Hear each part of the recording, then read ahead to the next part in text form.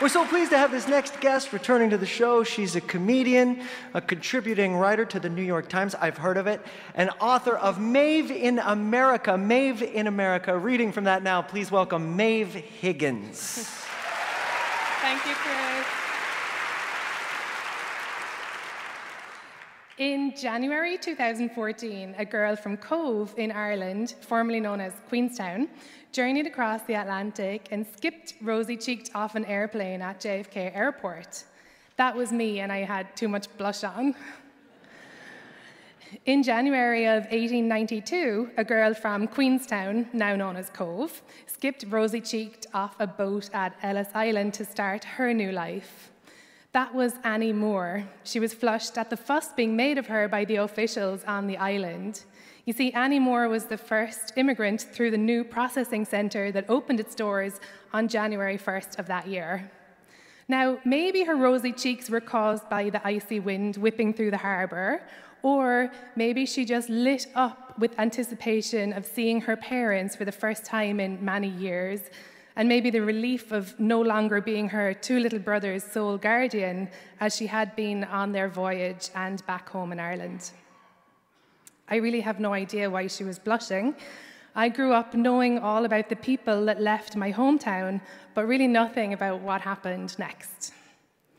Cove is an island in the mouth of Cork Harbour. It's the departure point for more than 2 million Irish people between 1845 and 1945.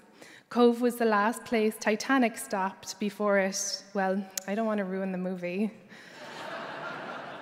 So you see, this whole leaving thing, it's in me.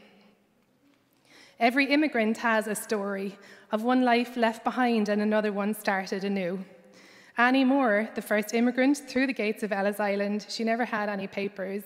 She was an undocumented, unaccompanied minor traveling with her two little brothers, and she sailed right in. In fact, she was welcomed by the US authorities, who gave her a gold coin to commemorate the occasion, and she was reunited with her parents. I'm here on an O1 visa. I'm officially an alien of extraordinary ability. Thank you. That's my Tinder bio. I think a lot about Annie and about me, and I think about the people who were simply born here, and the people I think about the people who died trying to get here, and the people who have lived here since childhood but just don't have a path to citizenship. And I'm really blown away by the dumb luck involved in it all. Annie settled just a couple of miles away from Ellis Island on the Lower East Side. She lived with her parents and her brothers, and then she married a clerk in a bakery. They had 11 children, but only 5 of those children made it through to adulthood.